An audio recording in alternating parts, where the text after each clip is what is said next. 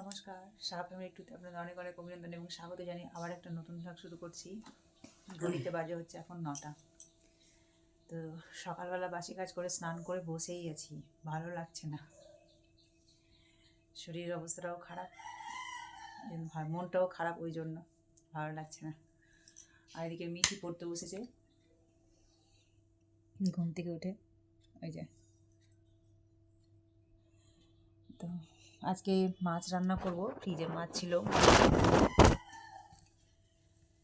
সকাল থেকে বসেই আছি, একটু ভালো লাগছে না। আজকের দিনটা মানে কেমনই মেরা লাগছে। আর এই যে বিছানা তোলা হয়ে গেছে, বিছানা ঝাড় দেওয়া হয়ে গেছে, বালিশ টালিশ গোছানো হয়ে গেছে, আর মোবাইলটা চারিদিকে ছড়িয়ে ছিটিয়ে পড়ে আছে। তো এদিকে রান্নাঘরে মাছ রেখেছি, মাছ এখনো জলে ভিজাইনি, শুধু বের করেই রেখেছি। বরফ বোধহয় গলে গেছে, জলে ভিজিয়ে ধোবো আর কি। আজকে মাছের সঙ্গে কি রান্না করি দেখি, মাথাটাও ধরে আছে আজকে। এদিকে সকালে চাটা খেয়েছি, সব বাসনগুলো ধরা আছে, ধোবো। আর দেখি কি করি আজকে মনে হচ্ছে বসেছি, একটু ভালো লাগছে না, বসেই আছি সকাল থেকে, তাই অনেক গানটা একটু কমাও।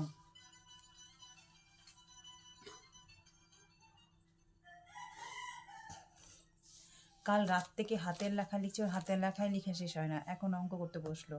তো পড়বে কখন? একটু পরে, অঙ্কটা এখনই হয়ে যাবে। এই যে ওর হাতের লেখাই শেষ হচ্ছে না।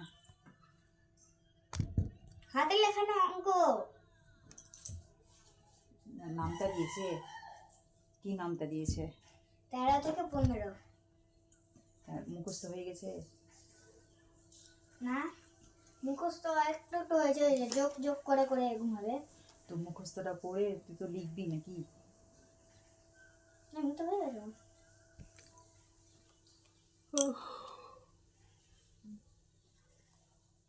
ঘুমও পেয়ে যাচ্ছে। ঠান্ডার সময় আর বিছানাতে যেই লেপ ভাঁজ করে এই যে রেখেছি, আর ঘুমাতেও ইচ্ছে করে না, ঠান্ডা বরফ হয়ে আছে বিছানাটা লেপ যদি ঢুকি লেপের তলায়, গরম হতে অনেকক্ষণ, ওই ভয়ে আর ঢুকছি না। আর বসে থেকে থেকে না পায়ে ঝিরি ধরে গেছে, তো পাটা মালিশ করছি আর কি। মশলা তো করা হয়েছে, ওই জন্য আর একটু চাপ নিচ্ছি না। এই যে ঘড়িতে দেখুন কটা, এই যে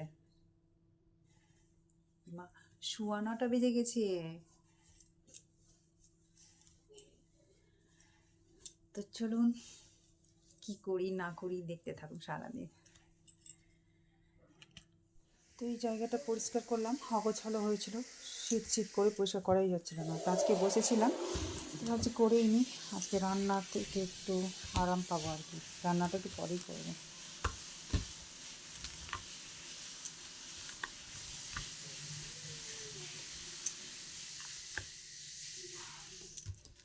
তো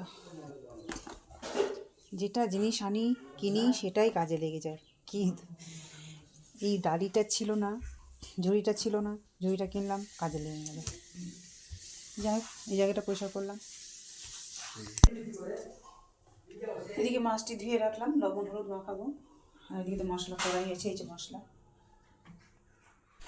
এদিকে মাছের ঝোলের জন্য পেঁয়াজ কুচিয়ে বাটাও হয়ে গেল। আর আগের দিনে তো মশলা বাটাই ছিল, সাথে টমেটো দেবো, সেই জন্য টমেটোও কেটে রেখেছি। আমি মশলা বেটে রাখি, কিন্তু পেঁয়াজ রসুন বেটে রাখি না, কারণ পেঁয়াজ রসুন নাকি এমনি ফ্রিজের মধ্যে রাখতে হয় না, সেই জন্য বাটি না। আর তাছাড়া পেঁয়াজ রসুন বাটা থাকলে কেমন একটা কালো ছোপ ছোপ ছোপ দাগ হয়ে যায়, আর দেখতে খারাপ লাগে, আর ভালোও লাগে না। সেই জন্য টাটকা আমি মশলা পেঁয়াজ রসুন বাটা সঙ্গে সঙ্গে বেটে রান্না করি। আর এদিকে বাঁধাকপির তরকারি করব, তো ওই জন্য বাঁধাকপিটা একটু প্রেশার কুকারে একটা সিটি দিয়ে ভাপ দিয়ে নিব। তো প্রেশার কুকারটা হচ্ছে ছোট, আর বাঁধাকপি হয়ে গেছে অনেকটি, তো এই যে ধুয়ে তবু দিচ্ছি, যতটা ধরবে, আর না তো উনানের মধ্যে বসিয়ে কিছুটা আগে হালকা ভাপ দিয়ে বসিয়ে নেব। তো এই যে গ্যাসের মধ্যে প্রেশার কুকার বসিয়ে দিয়েছি।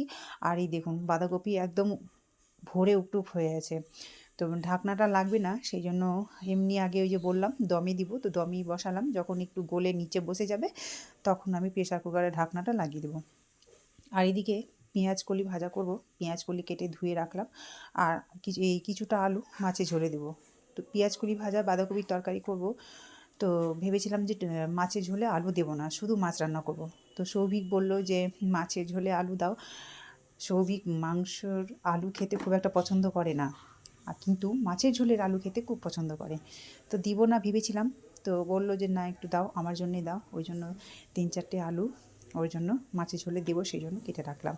আর এদিকে নিয়ে আসলাম, এখন পেঁয়াজকলি ভাজাটা বসাবো। আর এই দেখুন প্রেশার কুকারের মধ্যে বাঁধাকপি হালকা নিচটা গলে গেছে, তো হাত দিয়ে চেপে চেপে দিচ্ছি, ঢাকনাটা লাগাবো সেই জন্য।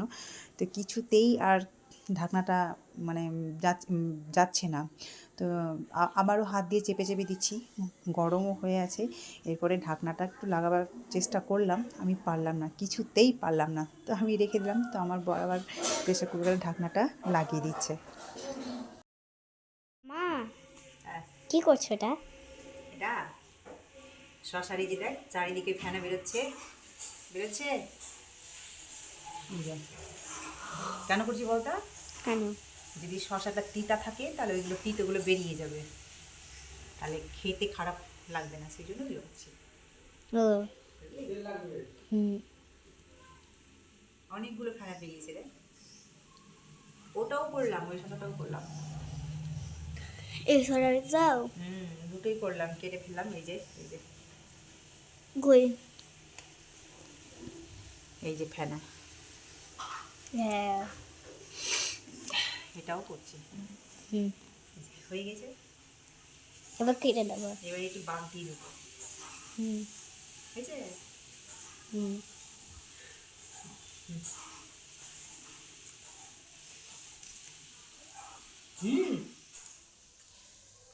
এই যে শশা কাটলাম আর শশা নিয়ে বসে পড়েছি। পেট ঠান্ডা হবে তাই, পেট গরম হয়ে আছে। মিঠি বলছে আমাকে যে শশা কাটার আমি নাকি বলে নতুন পদ্ধতি বের করলাম, দিতেও হবে না, সেই জন্য। এটা নতুন পদ্ধতি না, এটা আমি আগে থেকেই করি। শশা তিতো থাক আর না থাক, আমি কেটে আগে ওই অংশটা বের করে নিই, সাদা অংশগুলো। তাহলে তিতা যদিও লাগে, এটা তিতা নেই, তবু বেরোলো। তো ওর কথা, আমি নাকি নতুন পদ্ধতি বের করেছি। তোর পড়া হলো, এবার ও গানে বসবে।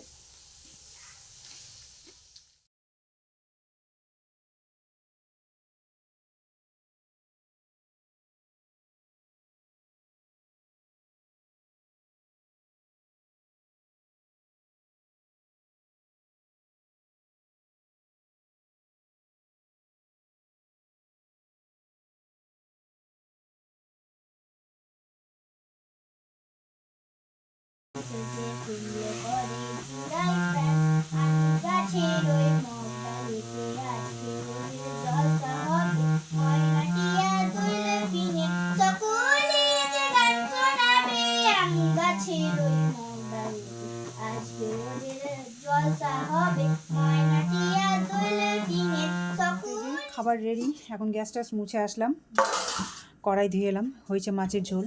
আর এই যে এটা হচ্ছে মাছের মাথা দিয়ে বাঁধাকপির তরকারি। আর এই যেখানে হচ্ছে ভাত, আর এই যে হচ্ছে পেঁয়াজ কলি ভাজা। তা আজকে এই কটাই রান্না হয়েছে। এই যে মাছের ঝোলটা কিন্তু লাল হয়েছে, দেখে বুঝতে পারা যাচ্ছে কিনা জানি না, কিন্তু খালি চোখে দেখছি পুরো একদম লাল হয়ে আছে, লাল লাল ঝোল। আর এটা হচ্ছে পেঁয়াজ কলি ভাজা। তো এই দিয়ে আজকে খাওয়া হবে। চলুন।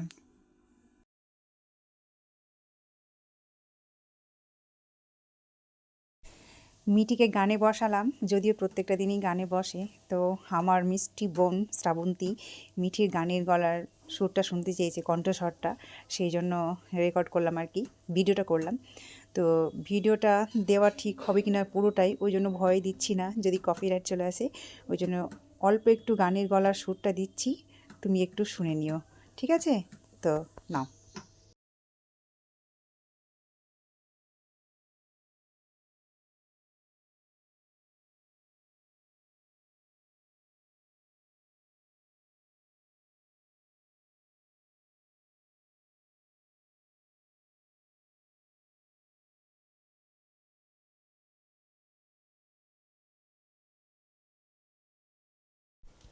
এইদিকে খাওয়া দাওয়া করে একটু রেস্ট না নিয়েও চলে গেছিলাম বাজারে।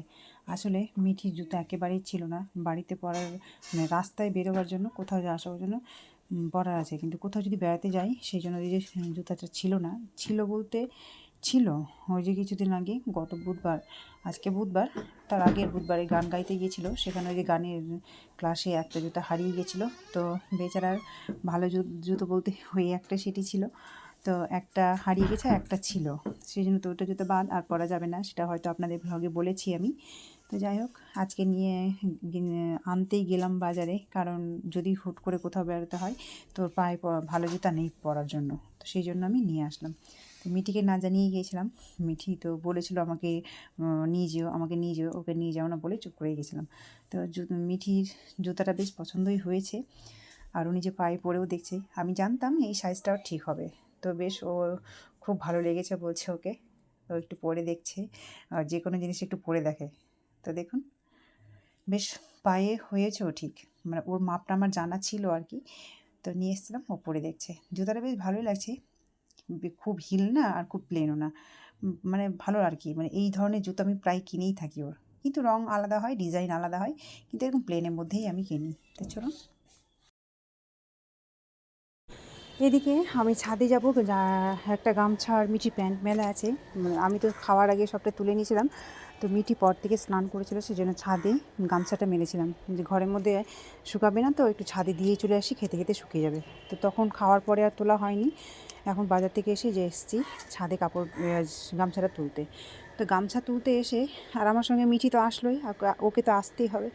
গামছা তুলতে এসে দেখি একটা ক্লিপ, আসলে আমি 3টা ক্লিপ দিয়ে রেখেছিলাম, তো এখন একটাই ক্লিপ দেখতে পাচ্ছি, সেই জন্য পাশে ছেলেটাকে জিজ্ঞাসা করছি আমি যে ক্লিপগুলো কি কাউকে নিতে দেখেছো? বলছে না। তখন উল্টো ওই ছেলেটাই বললো আমাকে যে আমার অনেকগুলো ক্লিপ আমি জামা কাপড়ে দিতাম, এখন আমারও অনেকটাই চুরি হয়ে গেছে। তো সবার মাঝে থাকতে গেলে বোধ হয় এটাই হয়। তো আমি ক্লিপ এই যে এখন একটাই হাতে পাচ্ছি, আর বাকিগুলো পাচ্ছি না। তো চলুন ব্লগটা আমি এখানেই শেষ করছি। আপনারা ভালো থাকবেন, সুস্থ থাকবেন।